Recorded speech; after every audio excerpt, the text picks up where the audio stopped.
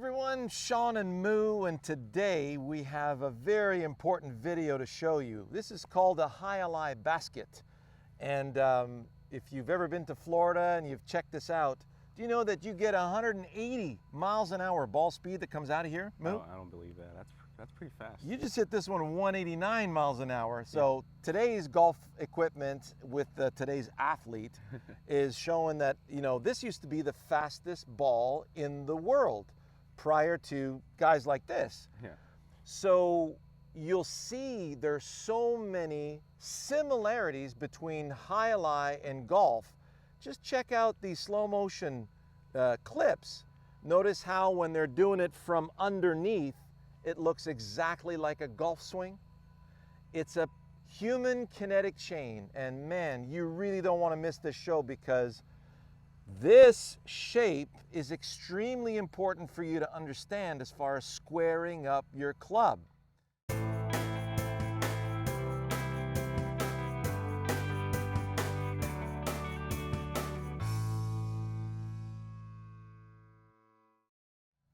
Now, before we continue, you know we bring you the goods every week. You don't want to miss it, so please subscribe to the channel. Oh, be sure to leave a comment below and also hit that bell so you don't miss any future episodes. Yes. Moo, Yeah. take your grip in front of the camera here. Okay. And now, Moo here has a very strong grip. And this is what you'll see, guys like Kyle Berkshire, Zach Johnson on the PGA Tour. So many, there's over 70% of the players on tour that have a strong grip like this. Right. There's a reason for that. If Moo was to put his hands out in a neutral position, notice how both palms are facing each other, perpendicular to the ground. Notice how close that club face would be. But then when you square it up, notice we have a strong grip. Yeah. This is what allows Moo to deliver that way. So if I take this and I cut it right off, and then I try to throw something in this direction, the ball would just roll out the back all day. That's true. Yeah. So if you take a ball and you want to throw the ball, Moo, Yeah. get ready to throw it. Okay. How are you holding it? Like here. Can you guys see that? Look at how his fingers are wrapped around the ball.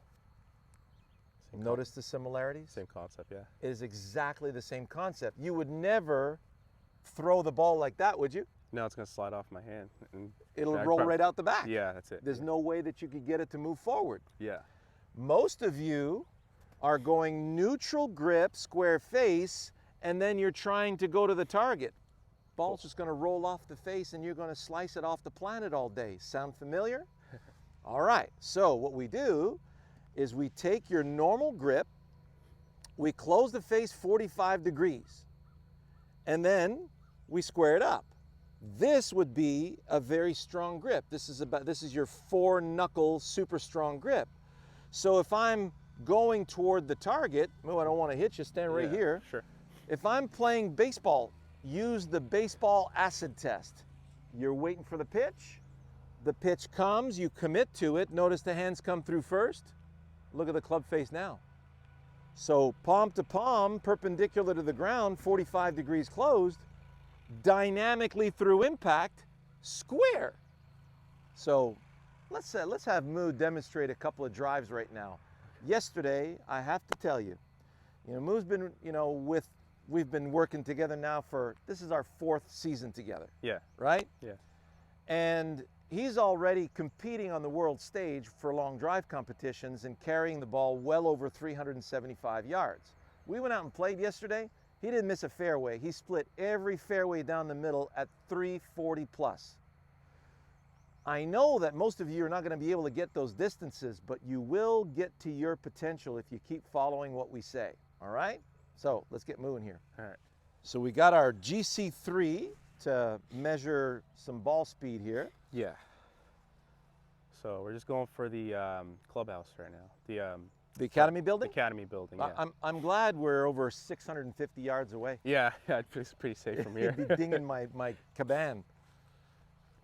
All right, so you're going to be, right now we found your gamer, which is following the ground and you're basically hitting it at about the height of that the cell phone tower, Yeah, just about. Yeah. right? Yeah, So yeah. you've got a nice window in mind. Yeah, that's it. Perfect. And you're just going left edge of that intermediate point for a draw? Yeah. All right.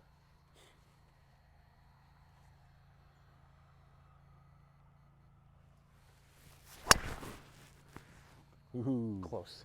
that was very close. And we have 188 ball speed. 335 carry. How much? 335 carry. Oh, just 335 Just carry. Yeah. So it was just a little bit, you got a little ahead of it? Yeah, I got a little ahead of it.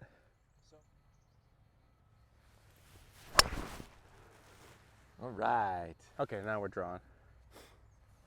And we had 190 ball speed, 2,000 spin, Yeah. but it was 24-degree spin axis to the right. Yeah. Nice adjustment. Oh my. That's coming back.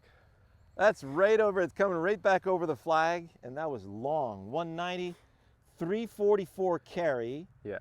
2100 spin, Yeah, that's right down the middle. That's the perfect shot right there. And then the spin axis was Uh, only 3 degrees. 3 degrees to the right, I think. Well, yeah, yeah, exactly. Spin axis 3 degrees to the right. Isn't that something? Yeah, and push was only 4.5 degrees to the left. So how good is that? We need to show you from the front here.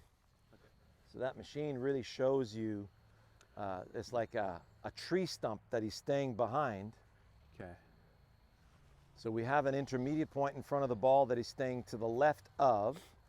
And because he's focused on staying there and his grip-club relationship is strong enough, he feels that when he swings in that direction, the ball's going to come back. Oh, I got ahead of that. Okay?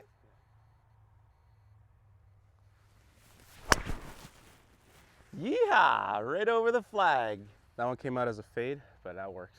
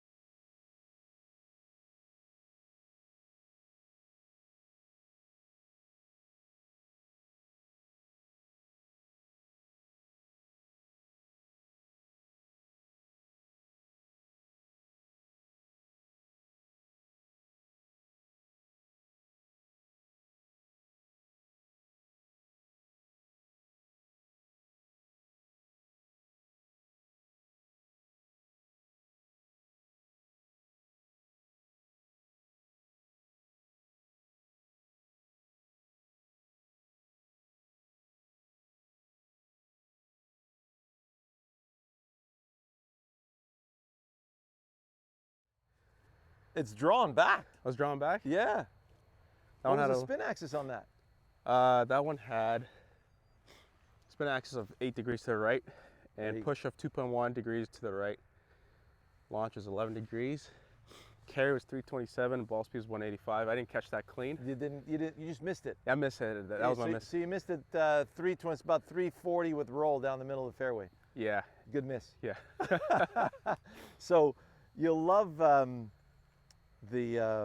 so if you look at the swing in slow motion and stop action here that I have of Moo, and you compare it to the high ally player, Yeah. you'll notice the similarities. So as they take the ball from here, Yeah.